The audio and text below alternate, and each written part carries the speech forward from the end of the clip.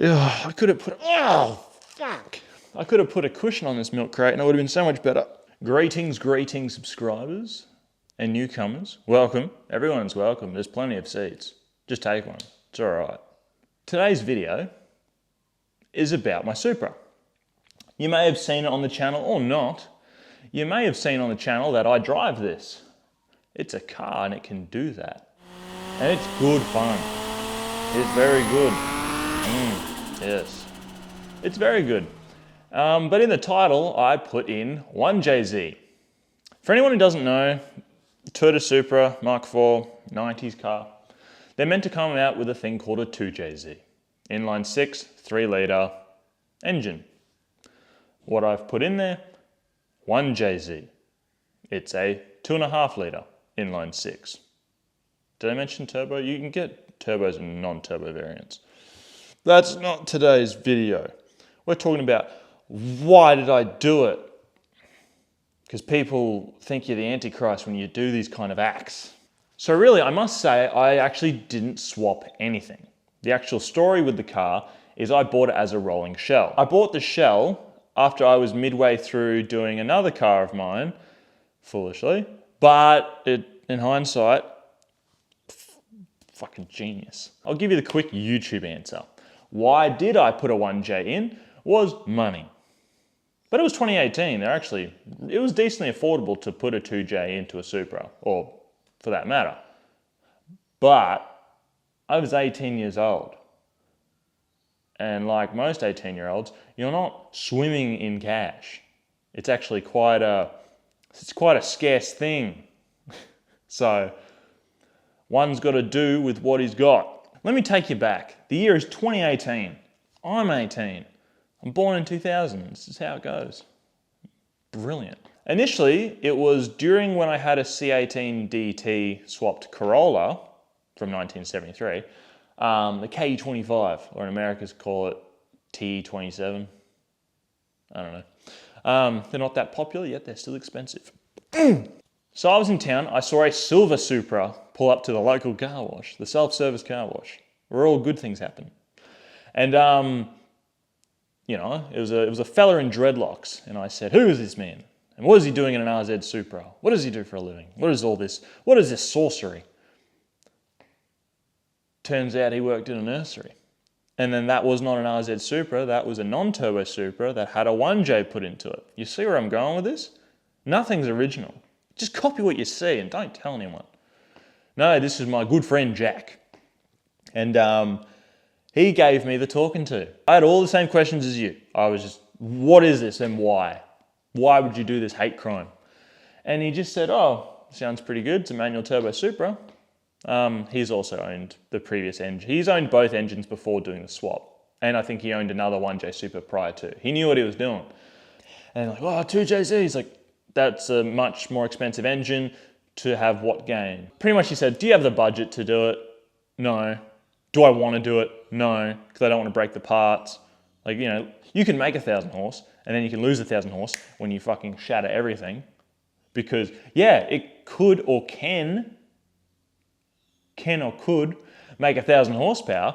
That was years ago. You look at an old forum and someone's going, you might push in 1,000 horsepower to the rear wheels and do that decades later.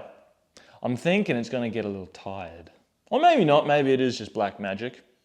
But look, I don't want 1,000 horse. I don't know what car I'd ever want to have 1,000 horse. Looking at Supras online, it's always 2JZ, supercar killer. You know, the generic like pre-teen like, oh my God, the Supra is the fastest car on planet Earth. The Supra launches so hard the Earth rotates in the wrong direction. Like, you know, you still get that around. And I bought a shell and I left it in my friend's yard for probably a year. And then fast forward a year after that, a couple months, nearly a year, I then put it in a storage shed with my other car. At this part in the video, you'd probably be thinking I'm doing quite well for myself. But I was 18 years old, working as a scum of the earth apprentice mechanic on $500 a week. I was spending every single dollar I had on cars at the time, because, you know, it's a newfound obsession. You're 18 years old and you just got your license, for crying out loud. You want to play around with the adult toys. Oof. Fucking scratch that. Mate, it was a good obsession. The unit was there because I couldn't have the cars at home because my parents would kill me. So I thought at the time. In present day, it'd just be, well, that's stupid. That's not a good purchase. But as time goes on, that's what they call investing. Things that you buy at one price and then later down the track, they're worth more money. Fuck, I'm smart. Nah, it mustn't have been a year. And then I put it in the storage unit where I began working on it in a little bit. But then I bought a Toyota Supra. It was disgusting. Mind you, I was on P plates. So in Australia, when you first get your license, you were restricted to not being able to drive a turbocharger. You're not able to drive a turbocharged car. And then you can't drive a turbo car. You will lose your license if you do so. Unless you have a nice police officer who says things like, take it home, I never want to fucking see it again, you fucking son of a bitch. But, you know, everyone has different experiences. I wasn't allowed to obviously be buying cars at this age. I was a young little boy, and your parents want you to do many things other than buying cars, especially ones that the paint's not staying on the car. I didn't bring it home for a very long time.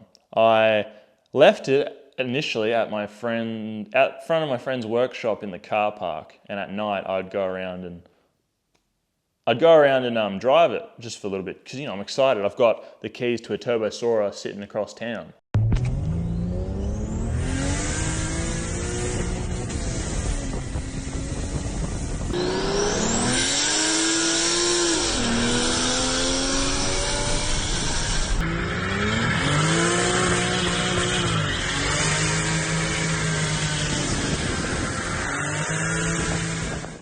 Look, I will say, I don't speak gospel.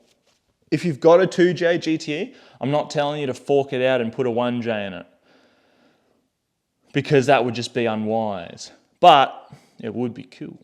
Nah, don't do it. I do have to include a part of getting a Supra was that I owned one in high school. It was my first car. It was Midnight Purple 2, non-turbo. Yeah, that was a cool high school car. I couldn't help but feel Dad kind of wanted me to have a cool high school car.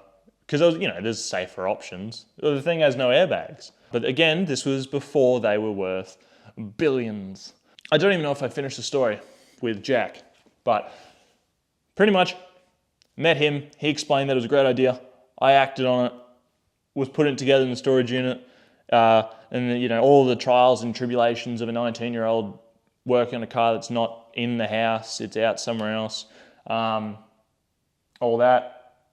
I did all the mechanical stuff first, being I always wanted a car that drove nice. And turbo cars, oh, that's a drug. When you're a P-plater and you get given the keys to your friend's S15 and you just give that a little pull, it's game over. There was no coming back from that. I'm in my Supra here. He's like, oh, I got to drive Supra and you drive the Silvia. Once that happened, it was over. My Supra was inadequate. And that's what began the whole thing. But also, there is a funny thing with Supras.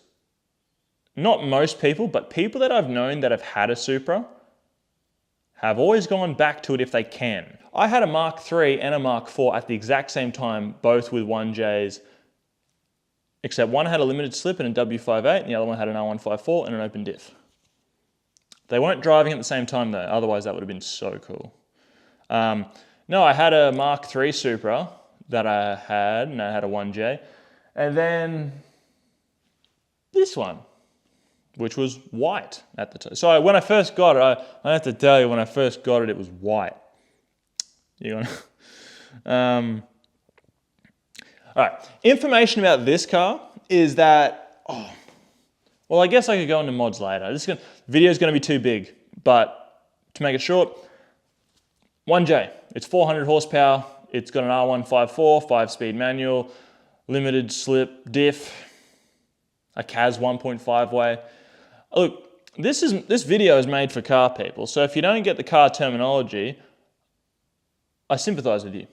Anyway, we'll see if this video is even salvageable, because I just rant. So, I'm sorry. You've got better things to do. Apologies for holding up your day. You can, in the comments section, you can fill out a, see where it says add comment? You can fill out a complaint about how long and drawn out this video was. And then to submit it, you press enter and then you hit the like button. Show your friends, or don't, keep it to yourself. We like to keep things underground. Watch some other videos. That's where I actually drive the thing. You know, got some good sounds happening. Headphone users, sorry. Goodbye.